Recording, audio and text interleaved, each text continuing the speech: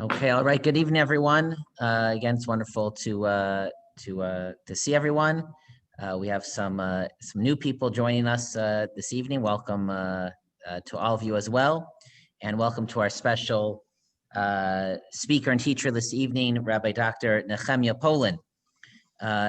Many of us know Rabbi Dr. Polen personally, but let me just remind everyone of his scholarly and academic achievements. Rabbi Dr. Polen received his Ph.D. from Boston University, where he studied with and served as a teaching fellow for Nobel laureate Elie Wiesel. His smicha, his rabbinical ordination, is from Near Israel Rabbinical College in Baltimore, and he served as the rabbi of a congregation for 23 years. Rabbi Dr. Polen is the author of The Holy Fire, the teachings of Rabbi Kalonymus Shapiro, the Rabbi of the Warsaw Ghetto, and he received a National Jewish Book Award for another of his books, The Rebbe's Daughter, which is based on the memoirs of Malka Shapiro, the daughter of the Rebbe. And he has another new book that will be coming out soon from Koren, which will be on Hasidic approaches to Shabbos. So stay tuned. You'll be seeing that on bookshelves soon.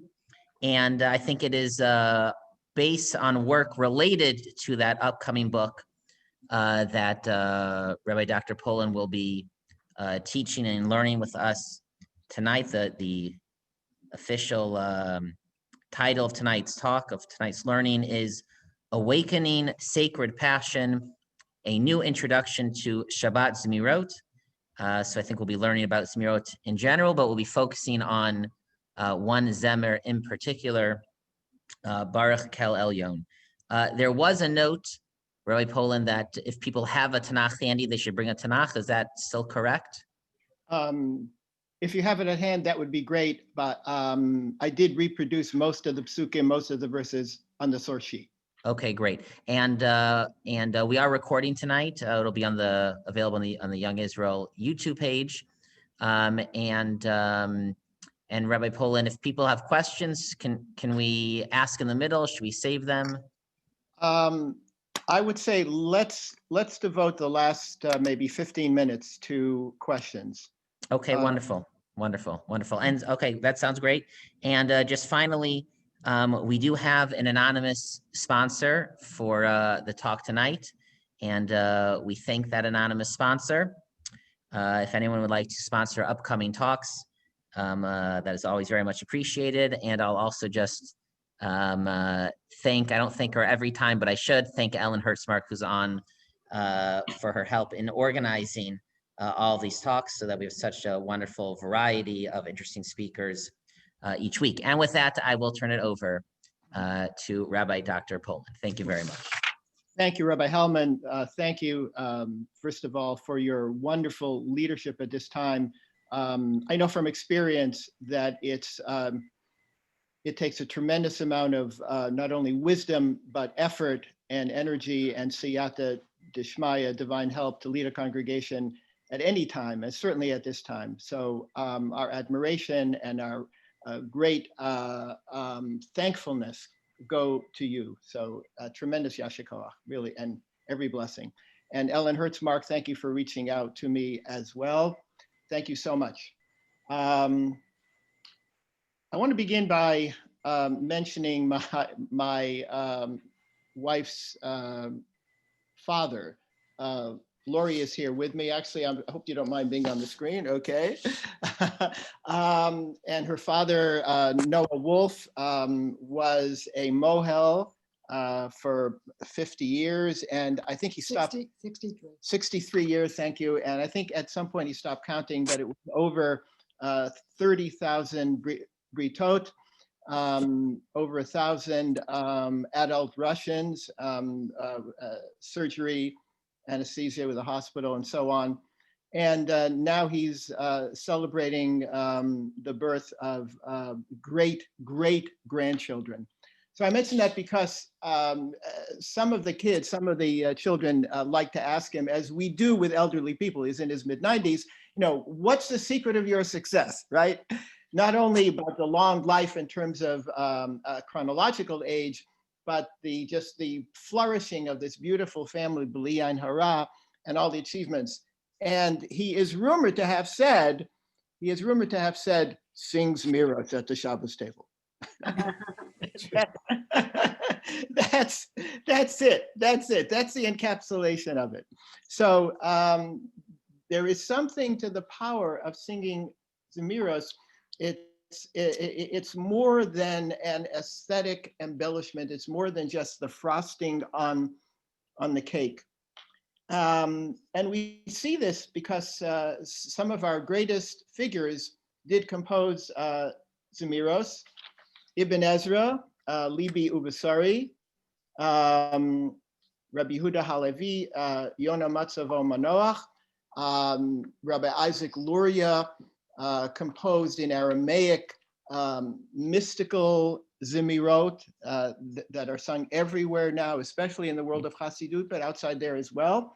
And the great Rabbi Aaron of Karlin composed Ka Echsof Noam Shabbos, which is a beautiful, beautiful Zemer, beautiful, beautiful melody. So the lineage is very great. Singing Zemiros at the Shabbos table is, I think, a very unusual practice in our society today. And I'm talking about pre-COVID, and I hope, God willing, post-COVID. Obviously, things are different right now, but I'm bracketing this period out. And I'm hoping that before the parenthesis and after the parenthesis closes, Bezrat Hashem will go back to our practices, and we'll be able to gather in groups and sing Zemiros at the table. It's hard to think of another community that does exactly that. Music is now electronically amplified. It is performed publicly. It is recorded. I grew up back in the day of vinyl, and then there was CDs, and now there's MP3s, and there's other technologies and streaming and so on. But the idea of untrained voices coming together with joy and with reverence and with celebration at a table and serenading the beauty and the power and the amplitude and the grace of the day, I think it's hard to find that anywhere else. So there's something really extraordinary about Zemiros in general. And I want to instantiate that by focusing on one Zemer in particular. So now let me go to the screen share, which I hope will do what it's supposed to do, Bezrat Hashem. Do you all see that? Is it on your screen now, the Hebrew and the English text? Rabbi, is it on the screen? Yes, okay, good. So this is from, as you see, Rabbi Baruch ben Samuel ben Shmuel of Mayans, typically called in our circles Magensa. Right, Polen, maybe just zoom in a little bit if you can on your computer. If not, I think it's okay, but that's great, great. Okay, great. All right. So there are 7 stanzas to this, and I wrote a commentary to it. And while there are commentaries, I looked at the Art Scroll, I looked at the Koran. Rabbi Sachs is wonderful. The Art Scroll is very, very good. But I think that there's much more to say. And I want to go through all 7 stanzas and say something about each stanza, and then something about the arc of the entire Zemer. And the idea is, I hope within the next, let's say, 40 minutes or so, I want to stop before 9 so that there'll be some time for questions. The next maybe 35 minutes. This will be proof of concept. That's the idea. That is to say that a deep dive into the words, into the phrases, into the cadences is very rewarding, and is worthwhile doing not only for this Zemer, but for all Zemirot. So let me begin. You see the cursor over the words, right? It shows up on your screen as well. Yes? Okay. So Baruch Kel Elyon. Wonderful. Blessed is God Most High. Now, the first thing to say is this is not surprising. The rabbi's name was Baruch. He grew up in Magensa in the 12th, 13th century. His name was Baruch, so he begins the Zemer with Baruch.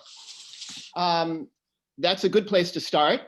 But I would mention that that Baruch Kel Elyon is a direct biblical quote. So you may recall that Abraham rescued his nephew Lot in what was then something like what we would call a world war, the war of four kings against five kings. And Lot was living in Sodom. He was taken captive. Abraham mounted what we would call a guerrilla action. I know the Midrash says it was Eliezer, but according to the Pshat, it was a small group of people who risked their lives. And he brings back the people, he brings back in particular Lot. As he comes back, he's greeted by the king of Sodom. That's another story. But now let me focus on the fact that he's greeted by a priest king. He is greeted by Melchizedek Melech Shalem. Melchizedek, the king of Salem.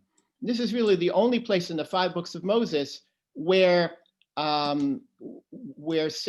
Salem, Jerusalem, we know that in Psalms, the poetic name for Jerusalem is Salem, where it's mentioned explicitly. And he brings out bread and wine, and then he blesses Abraham, and he says, "Blessed be Abraham to the Most High God." And then he says, "Baruch Kel Elyon." Blessed be the Most High God, who gave you victory and who saved you from your enemies and who allowed you to bring back the captives. And we are told that Abraham gives Melchizedek, in English they call him Melchizedek, Meiser, a tithe. So he's treated as a priest. So this is about blessing, this is about priesthood, and this is ultimately a zemer about elevating us to, I would say, to an order of priesthood by keeping Shabbos. That's my thesis here. That's the overarching thesis. Let me go down now to the stanza, to the refrain. Hashomer Shabbos. I'm going to use my Ashkenazi pronunciation. I may lapse into Sephardic, but anyway, Hashomer Shabbos Habein Im Habas Lakel Yerotzu Kemincha Al Machavas. So you see there where it says, all who keep Shabbos, son and daughter alike. I tried to stick to a literal translation. A son and daughter, son with the daughter, find favor, yeratzu, kemincha al machavas. Most of the translations don't give that literal translation. Like they will say, I'm sorry? There was a question? Or, okay. Am I still coming through, Rabbi? Yeah, keep going. You're great. Keep going. Okay. Kemincha al machava. So if you happen to have the Koren Sachs, if you happen to have the Art Scroll, you can check on this. They'll probably say something like, they will find favor like an offering placed before God or something like that. But literally, the son and the daughter find favor by keeping Shabbos like a cereal offering, like a grain offering, like a meal offering on a griddle. And so I asked the question, what in the world does the poet have in mind? Like, what's so special about a meal offering on a griddle? If you want to compare Shabbos to an offering, fine. But like, what's so special about this griddle, and why the meal offering specifically? So it turns out that if you look at the book of Leviticus, I think full disclosure here, some of the folks who are on this call might know that I teach Sefer Vayikra. So this is a particular passion of mine, that there are 5 variations of voluntary meal offering: unbaked flour, oven baked, loaves or wafers, griddle baked, deep pan fried. And for some reason, he's focusing on the griddle baked, right? Mincha al machavas. Again, what does he have in mind here? What's so special? So I once asked a scholar about this, and he said, "Oh, come on, it's a poem. He needed a rhyme." And so let me begin with my methodological presupposition here, with the principle that is going to govern everything I'm going to say. Rabbi Baruch ben Shmuel of Magensa was one of the great Balei HaTosfos. That means that he was a commanding scholar of his day, with total control of Bible, Talmud, Midrash, and all aspects of the sacred Jewish library. If he didn't think that this was what he wanted to say, he would have chosen another rhyme. He would have chosen another scheme. He would have left religious poetry to the Ibn Ezra and to Yehuda Halevi. If he wanted to say, if he said this, he wanted to say that. That's my methodological assumption. So what does he have in mind with Mincha al Machavas? It turns out that the griddle pan meal offering has another role. And that's the first selection that you will see on your screen here. In Parshas Vayikra, Leviticus chapter 2, only talks about the optional voluntary offerings. But then there are mandatory offerings, in particular in Parshas Tzav, in chapter 6, and it says as follows. It says that the high priest is to give a meal offering, a cereal offering, a grain offering, mincha, what we call mincha, every single day. And all priests are asked to do that on the day of their dedication. It's called Chavite Kohen Gadol. You may have, some of us on this call may know the phrase minchas chinuch. That's where this comes from. This is a minchas chinuch. This is a meal offering of dedication. And I don't know why, but for whatever reason, the Torah specifies when the high priest brings his Chavite Kohen Gadol, when the Kohen brings a minchas chinuch, a dedicatory offering for the priest, for the high priest, it must be the mincha al machavas, right? So you'll see it there in the text, mincha al machavas. So when Rabbi Baruch says kemincha al machavas, he's not randomly picking a phrase. Oh my God, I need to fill a rhyme scheme, right? The mincha al machavas is specifically the dedicatory offering which is brought by the high priest every day. And so therefore, the way I understand this is that the high priest must have in mind not only himself, but the entire community, recognizing that the sole purpose of the role of the high priest is to bring people to greater closeness to God. A heightened awareness and concern for the community is the essence of what it means to be a high priest. The choice of mincha al machavas, griddle-baked cereal offering, is not adventitious, not merely a convenient rhyme, but an intentional selection that frames the entire poem. Shabbos observance elevates men and women, right?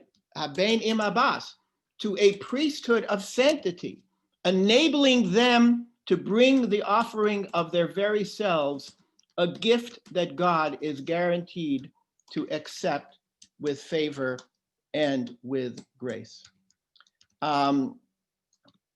The other text box that I have here for the first stanza is something that I found very puzzling, which is that you will often find in Zemirot people talking about Shabbos giving rest from the weariness of the week. And what I see here is something really, really much more than that. I'm scrolling back up, and you see it says, "L'nafshenu fidyom mishet va'anacha," to deliver our souls from, these are very, very powerful words. She'et actually appears only once in the Torah. It appears in the book of Lamentations. Let me scroll down again. Pachad v'pachat yulanu hashe'et v'hashever, devastation and destruction, and is etymologically related to the word shoah, which sadly is a word that we know all too well. And then the other phrase, ad ana tugyon, how long will you torment me, is a phrase from the book of Job. What's going on here? This is not somebody who is complaining about having a bad day at the office and the cubicle, or what the analog would be 700 years or earlier. And I think the answer is that he is writing in Mayans. He is writing in Magensa. This is the period of the Crusades, and you may recall that on Tisha B'Av there is a special kina. There's a special lamentation poem that begins Miyitein Roshi Mayim Ve'eni Mikor Dim'ah, and it talks about the destruction of three cities: Shum, Spire, Worms, Verms, and Magensa. And I'm not going to quote from the poem right now. It really is devastating. But what I do want to say is, I think that this too is deliberate. He's not merely saying Shabbos gives you an opportunity, as we say, I think this is a trivial comment, but to quote unquote, recharge our batteries. That's not what this is saying.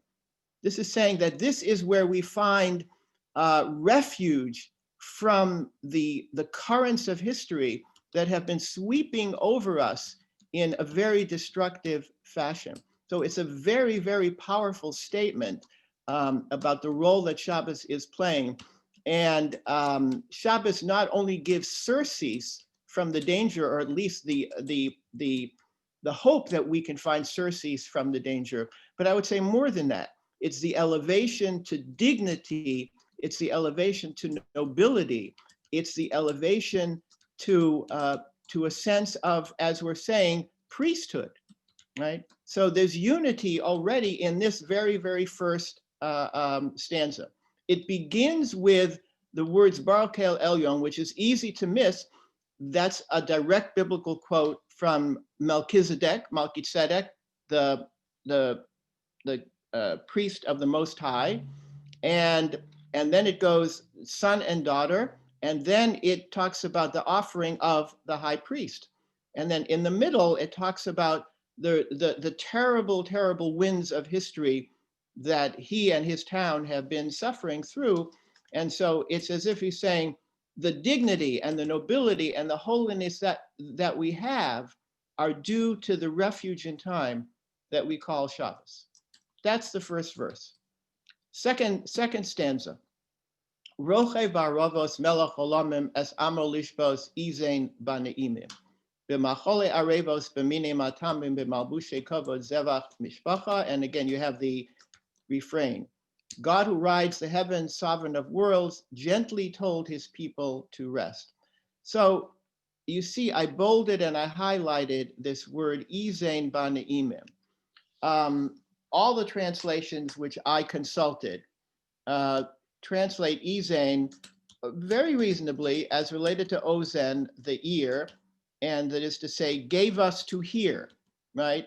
It's a poetic way of, I mean, he could have said ha'azin, or like ha'azinu, right? Listen up, O Israel, ha'azinu hashemayim v'adavera. So izein baneimim means he caused us to hear, or simply he told us. Okay, That's and Banaima means in a sweet and pleasant way. And then it talks about the delicious foods and the garments and so on.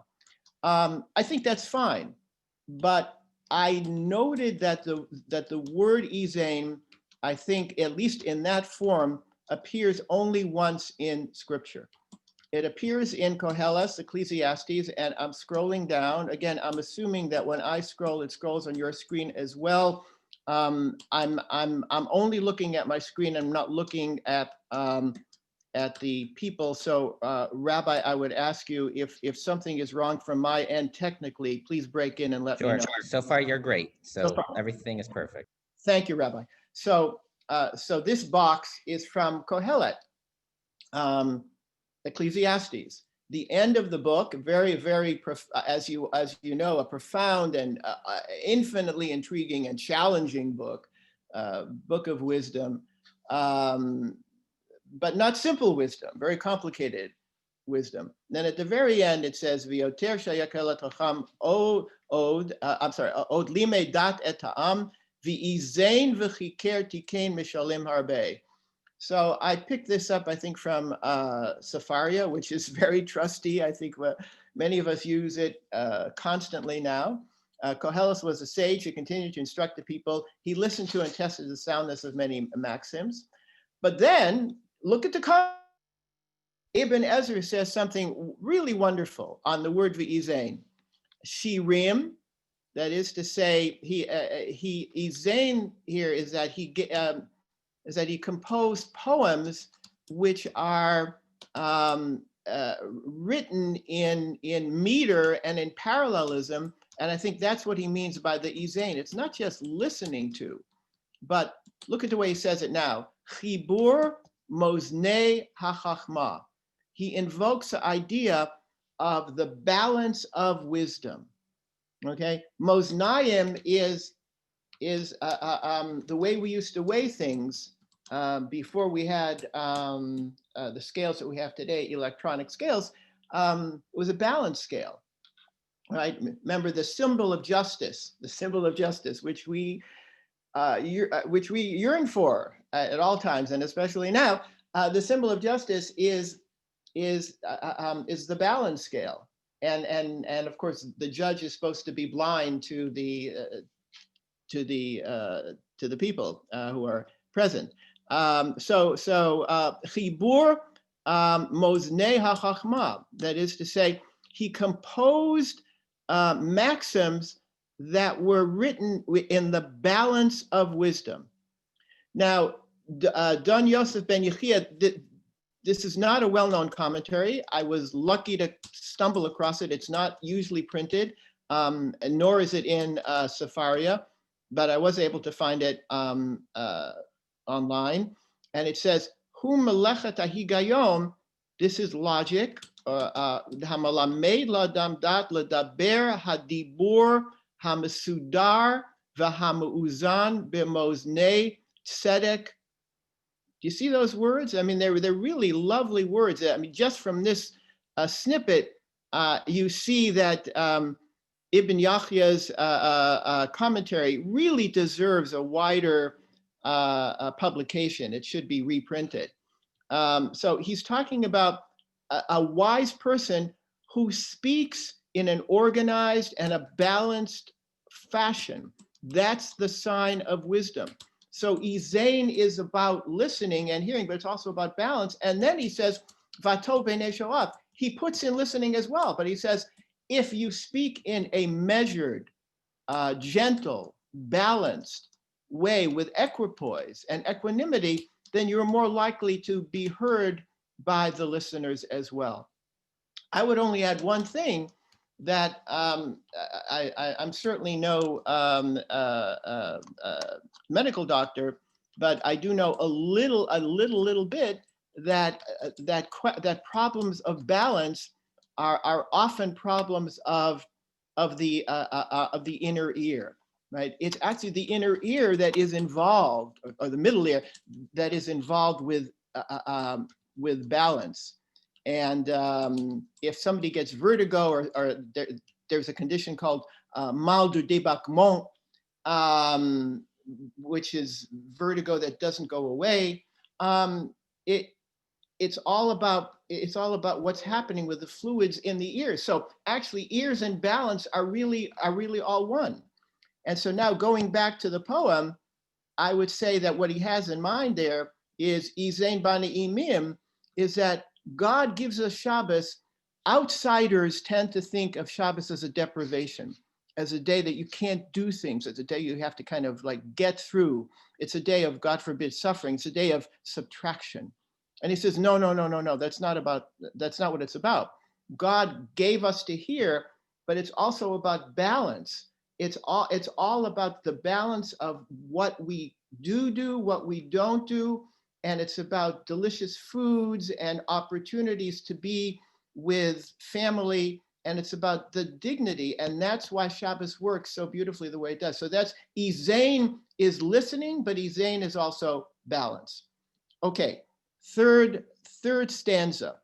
This is, to me, the most, I would say, striking and one of the more daring interpretations. And I'm ready to get feedback on this because this is a little bit out there. But Ashrei kol chochef, happy are those who await a double reward. What is this double reward? So look at the commentaries. I checked many commentaries, and most of them talk about the manna, which is a double portion. Everything related to Shabbos is as double as Zachar v'Shamar. Okay, very, very good, very, very, very fine. My only question is, again, this is one of the Baalei HaTosfos. If he chooses a phrase, he may have something more in mind. The phrase Tashlume Kefel doesn't just mean double reward. It appears in Mishnah Baba Kama 7:1 as the restitution of somebody who has taken something from someone else.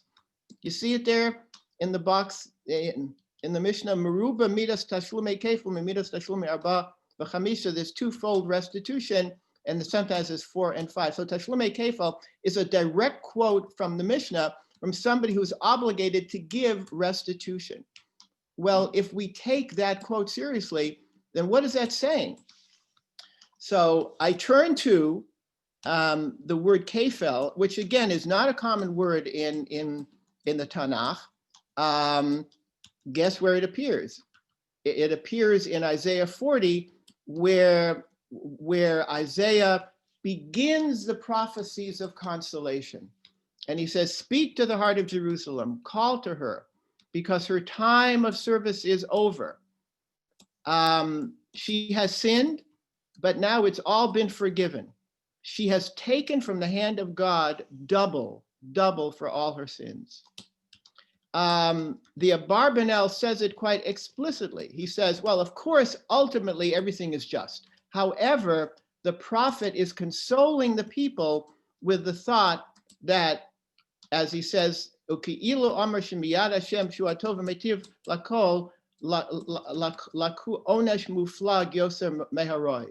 says, the people have received, or the city of Jerusalem has received much more than their sin, and therefore we are worthy of a consolation. I translate Abarbanel here, at least in part. Their sins cleansed, God now is in the position of a borrower who owes the people compensation, who is responsible to recompense them with goodness, seeing that they were on the receiving end of disproportionate punishment. God can be trusted to come through with a compensation due them. So now going back up to the first phrase of this stanza, I would argue, or lately I would hesitantly suggest that he is really out there. He's saying, we have suffered in Mayans in Magenza.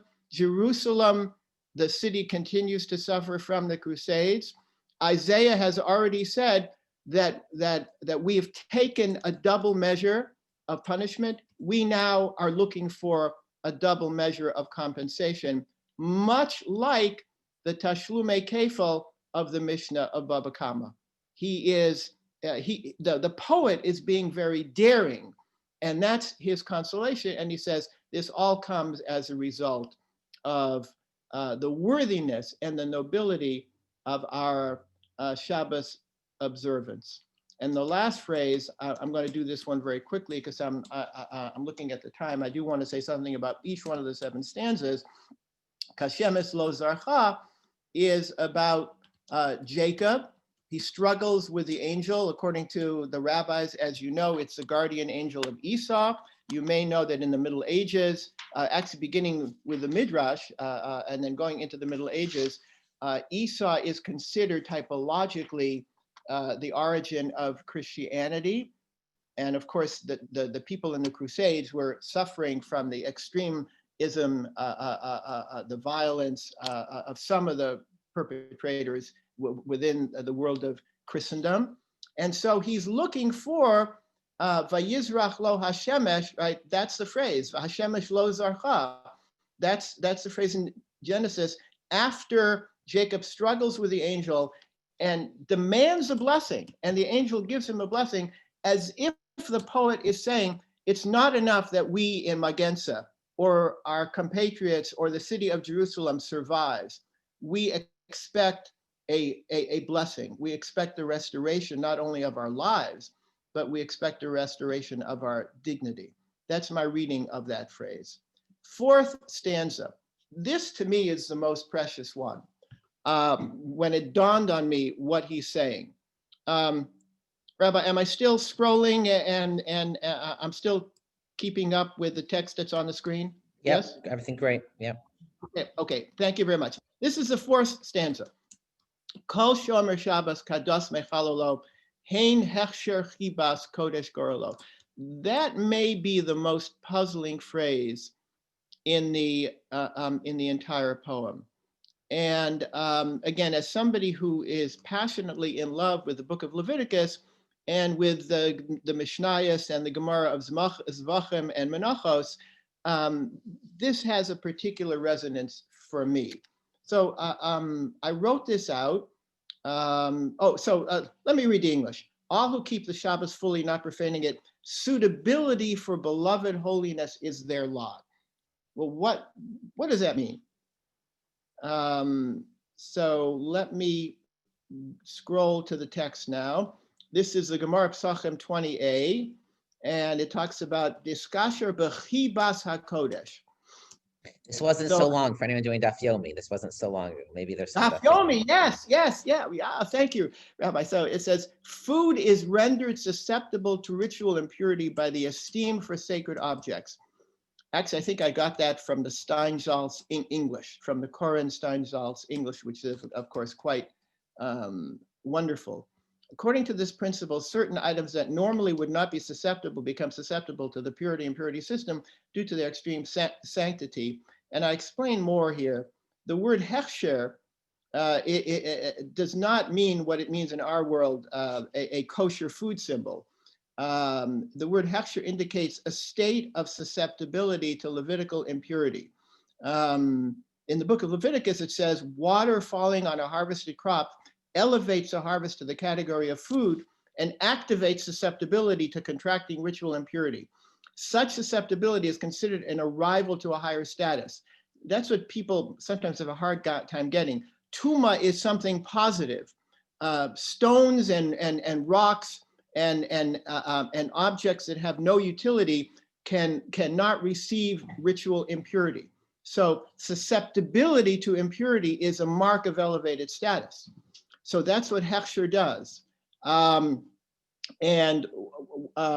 the Gemara says there, well, let me quote Rabbeinu Hananel. There's a wonderful Rabbeinu Hananel, which I believe Rabbeinu Hananel is an early commentator. Actually, I think before Rashi,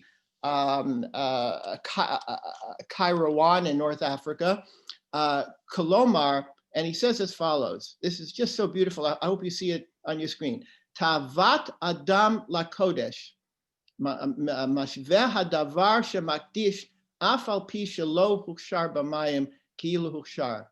The yearning, the longing, the desire, the craving, that's probably the best word, the craving that a person has for the sacred makes something that has been sanctified, even though it has not received the water susceptibility process, it elevates it to the higher level that we call hechsher, that we call susceptibility.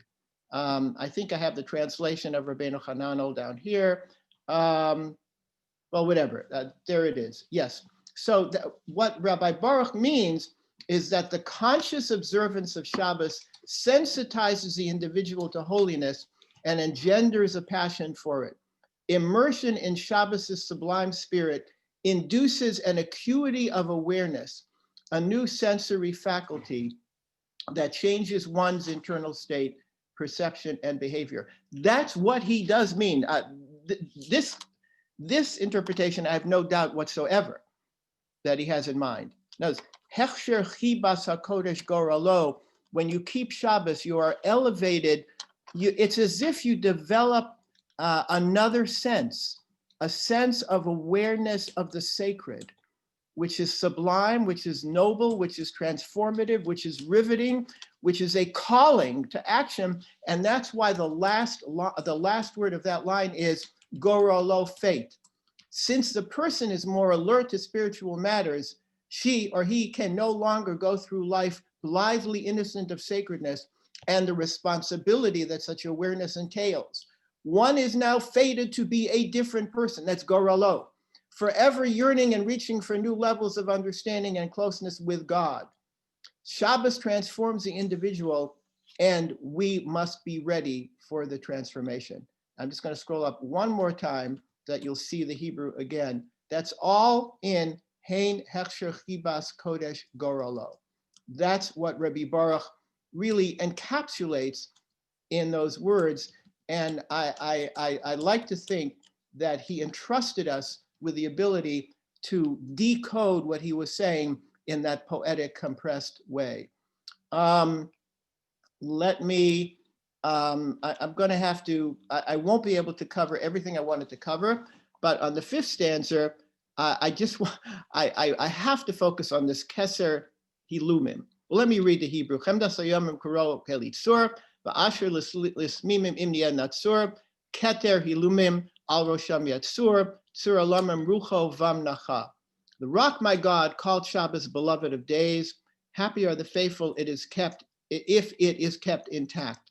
God will set on their head a fitting crown, keser hilumim. On them, the rock of eternity will make his spirit rest. Well, what is this fitting crown? Well, a little bit of a search in the Gemara, or for those who do Daf Yomi, you may recall that there is this delicious passage in Sanhedrin, the Agadah. I mean,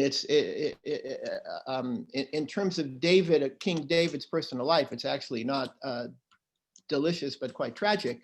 As you may recall from the biblical story in the book of Samuel, there was wave after wave of trouble, Rahman al-Islam, from David's own children after the episode with Bathsheba.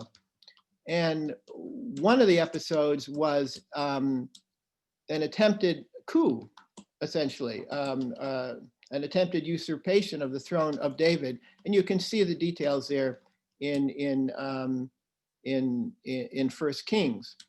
But there's a detail not in the biblical text. The Talmud says that as part of his self-promotion, Adoniah attempted to place the royal crown on his head, but it did not fit. And the passage says, Bikesh laholmo velo homato. He wanted the crown to fit, and it didn't fit on his head. I could just see this this pretender to the throne trying to get the crown to fit. Now, there's a detail in Rashi which is not in the Talmud. Right? I just said that the Talmudic Agadah adds details that are not in the biblical account, which is powerful unto itself. But Rashi goes even more, and I'm putting my cursor over the words again. I hope you can see this. Bikesh sheteshe barosho keter malchut. Adoniah wanted the crown of royalty to fit on his head, and at velo homato, it didn't fit. Now, why? Rashi apparently had an oral tradition that, as far as I know, appears in no other source and no other midrash, And I've been collecting places where Rashi has midrashim that don't appear anywhere else. Anyway, lefi shehaya sharvit shel zahav b'toch halala bidofen ledofen. There was a golden scepter going through the perimeter. Going from one edge of the perimeter to the other edge of the perimeter of the crown, and it didn't fit anyone except somebody who had a congenital who had a congenital formation, which was apparently part of the Davidic royal line. V'hu edut lebeit David. That was genuine testimony that the person came from the house of David. Shekol haroi lamalchut holmato umisha eno lamalchut eno holmato. As I translate, the crown had a golden scepter extending from side to side, and a Davidic descendant worthy of the throne had a cranial indentation into which the scepter fit precisely. So when he says keter hilumim al rosho yatsur, I have no doubt that that the poet intends that we know the Gemara, that we know the Rashi, and what he's saying is, you, the Sabbath observer, are elevated to a position of grace and nobility and sanctity and priesthood, as we've been saying, but also of royalty. And you know what? The crown will fit. The crown will fit.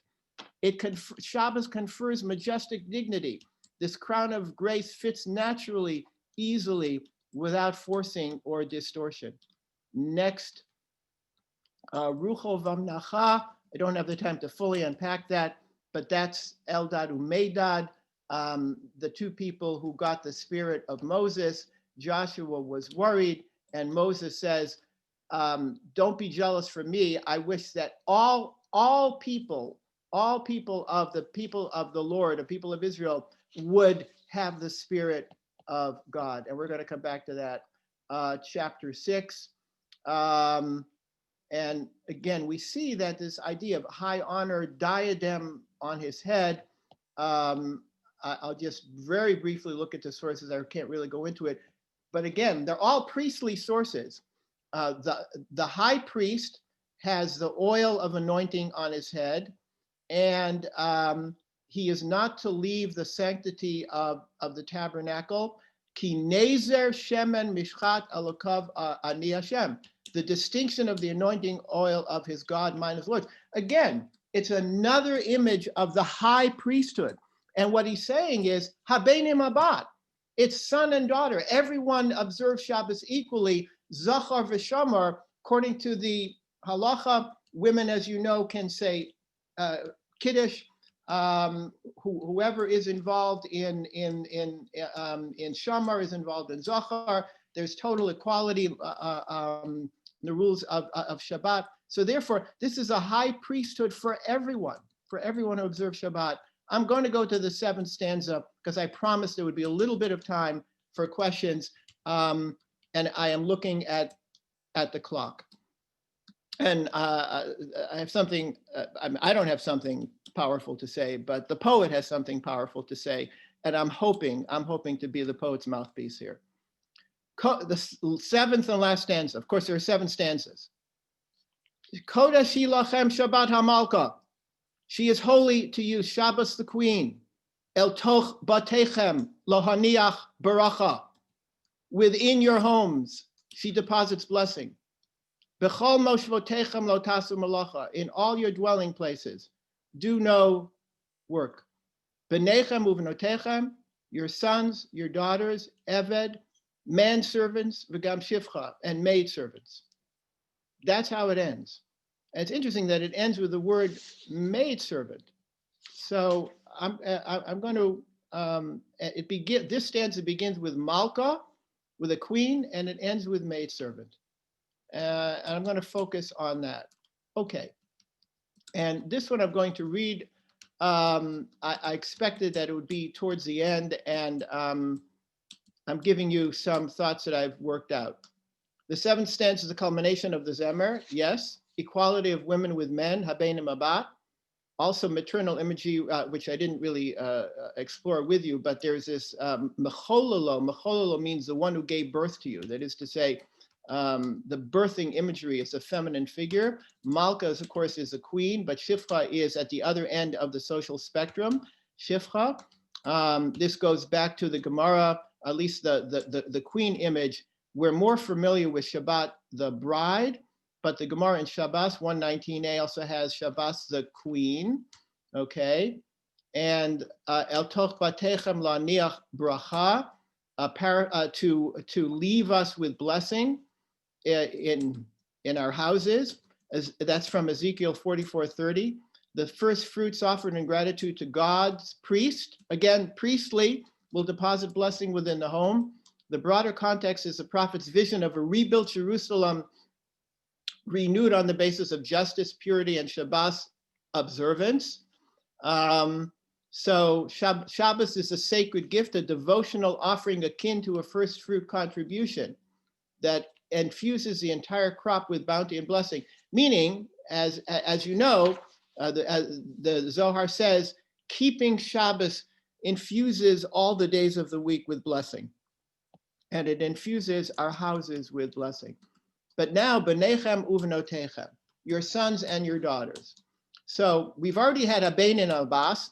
I mean, he is emphasizing, I have to say, you know, sometimes I check myself and I say, is this a 21st century rabbi trying to engage in apologetics to the feminist movement, looking for, looking to enhance the role of women?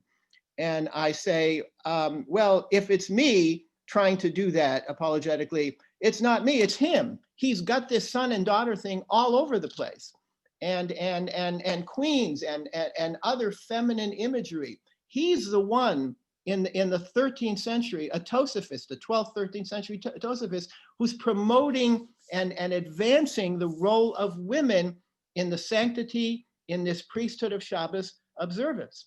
Your sons and your daughters. So you might think it's from the Decalogue, from the Ten Commandments, but there it says it's a singular, vincha uvitecha. Where does it appear? It appears in Exodus. Now this is the only time I'm going to see if I can change my screen share. Let me see if this works. I'm now going to select, yes. It actually, I hope it works. Do you now see Exodus 3 there on your screen? Rabbi, Yes. is that, yes? Yeah. Okay. So, well, it turns out, it turns out that B'nechem uvenotechem does not appear exactly in that form in the Decalogue. It appears in another context, the Exodus from Egypt, and God makes a point of saying to Moses that you will leave with silver and with gold and with garments.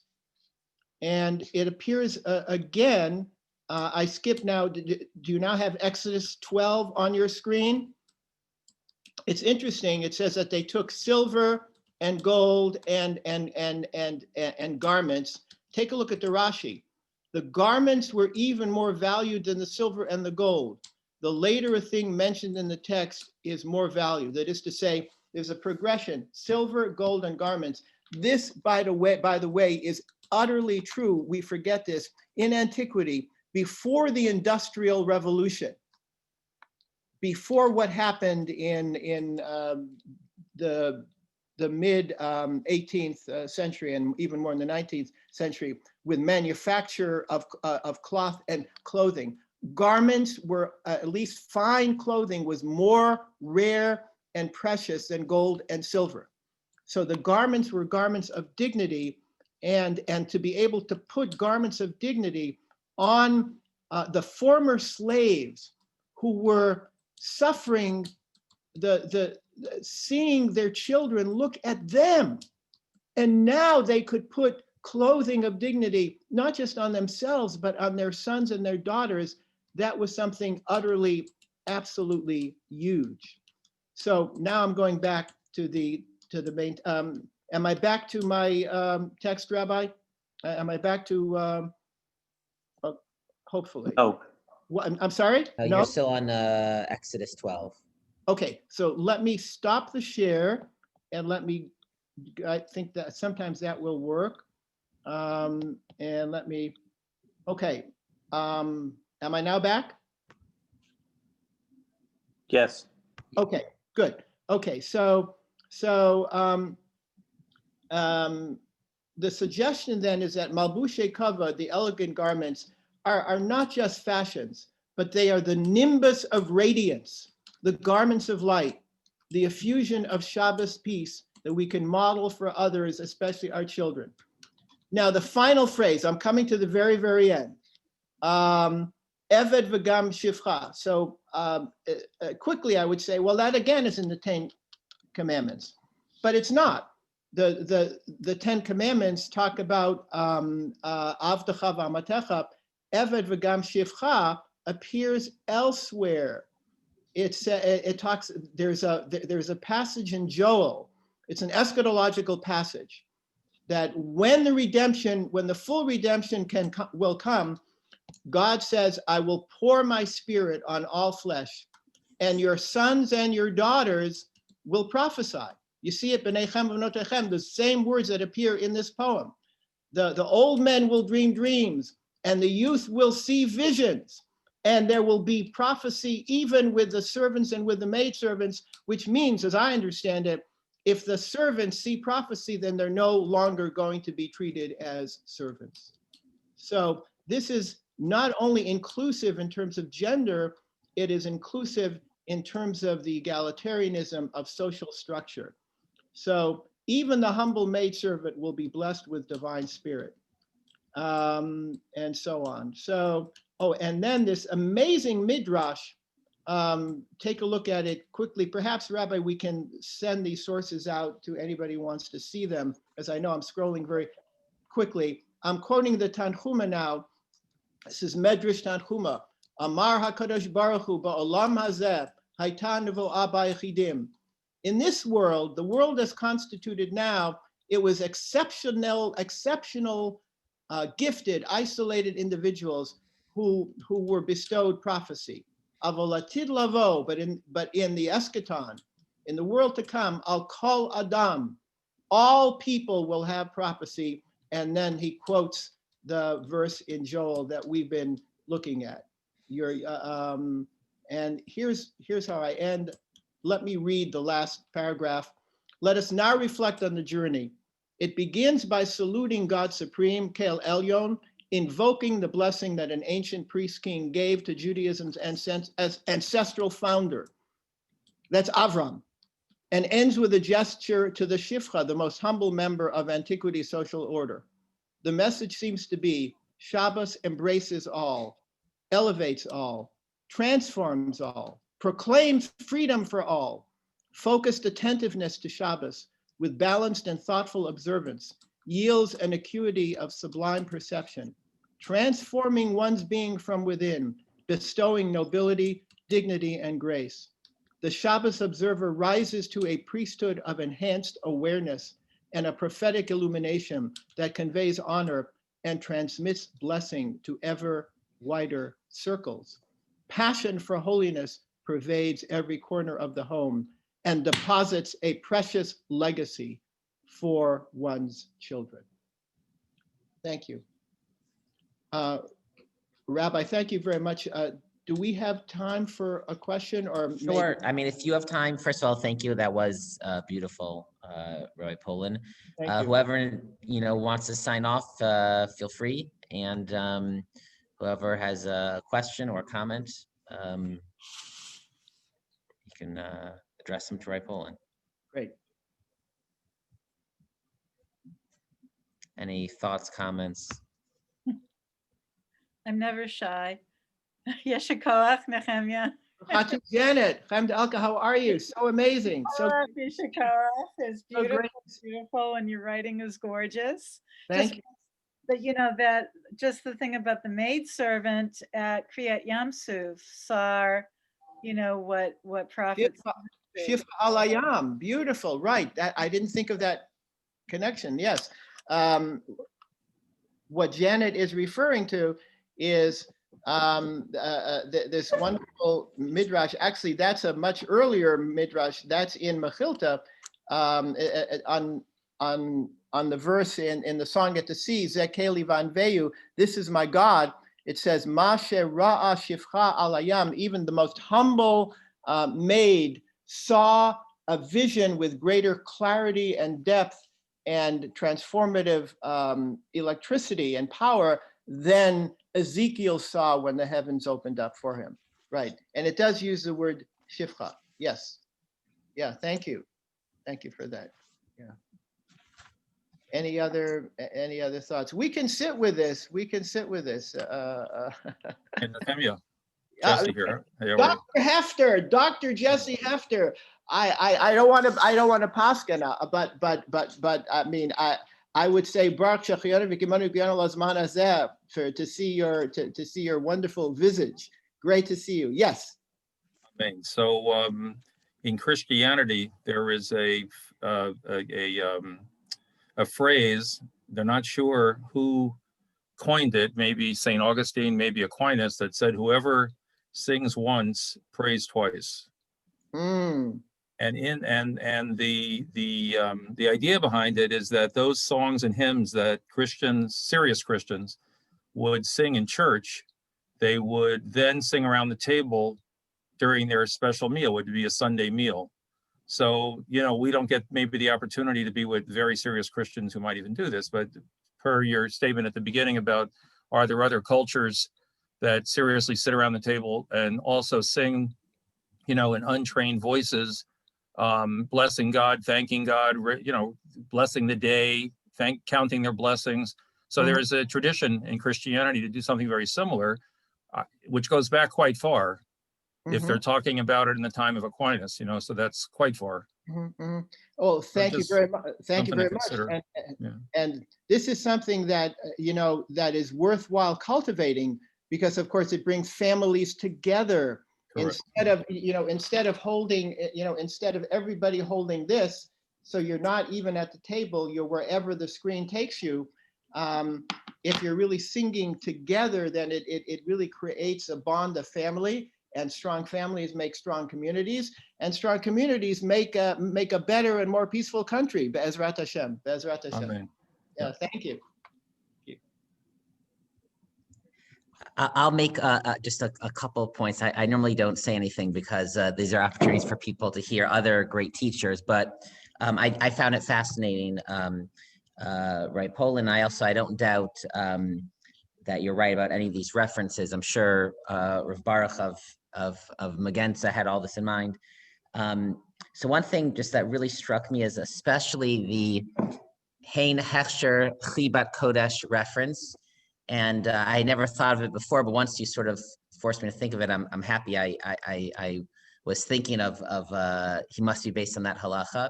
And if anyone is doing Daf Yomi, this last month in the Pesachim, you can ask anyone, is incredibly hard. It is incredibly technical, foreign concepts. Drew, are you doing Daf Yomi now? And it's about two Mentara. And what's amazing is that he took this very obscure technical halacha and turned it into poetry. And you see that he was both a poet and a master of halacha, and he was drawing not just from the poetic passages of Tanakh. He was drawing from really, really in-depth halacha, which maybe we normally associate the masters of that as not poets. So I think that's just a fascinating blending there. Just one other thought, only in addition to everything you said about the Karban Mincha, the meal offering, I wonder also if there's meant to be connection allusion that the sages already refer to the table, our shulchan, as a mizbeach. And of the special Shabbos foods, of course, we have kiddush, but there's also the challahs. So it's a way of also almost saying, and these challahs, these loaves, before me, they should be this meal offering, with everything that you said, the meal offering that that, you know, sanctifies me and makes me like the high priest, etc. But maybe there's also a connection there to the challahs that are on the table. Beautiful, beautiful to both. Yes, thank you very much. And I want to thank you for really articulating what I was trying to bring out, and you said it so well and so clearly that the poetry emerges in large measure from his halachic mastery. Is to say, it's not oppositional. It's not polar opposites. They're two aspects of the same enormous personality, religious figure, and each one nurtures the other. I would say in our contemporary, at least in our close to contemporary age, one example that many of us have in mind is the late Rabbi Soloveitchik, Alav Shalom, had this enormous poetic sensibility that came out in his oral discourses and in his written works as well. And of course, he was a master of halakha, and each one nurtured the other in a very powerful way. So that's a tremendous model. Thank you.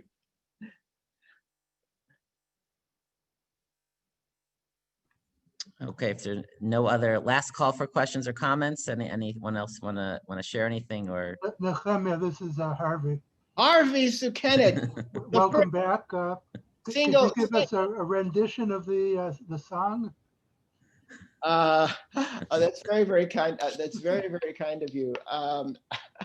I wasn't actually prepared for that. You know, I have to give you a shout out that if you're familiar with Harvey, Harvey is a master of library science. He's a master of knowledge of Judaica. And he is with extraordinary devotion and dedication and commitment and knowledge and I would say sort of human dignity to all the patrons, has been just working with the library in circumstances that are not always so easy, especially now, and just making it all happen. So we, the students and the faculty and the staff and the community are so grateful to you, Harvey, and I'm glad to have an opportunity to thank you publicly.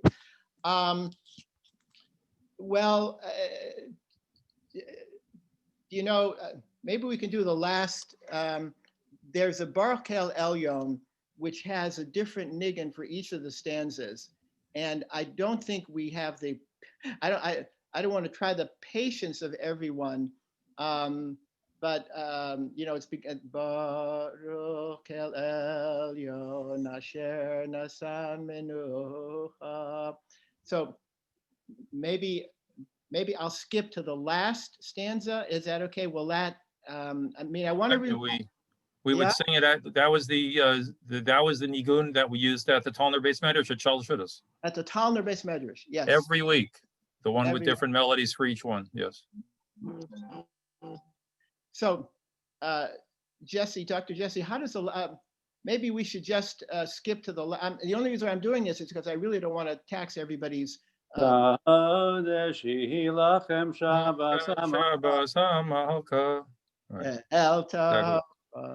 Vatechem lehaniach beracha. Seichem, right. Benechem uvnosechem. Evet v'gam shecha. Hashomer. Shabbat benim abad. L'hel yerat.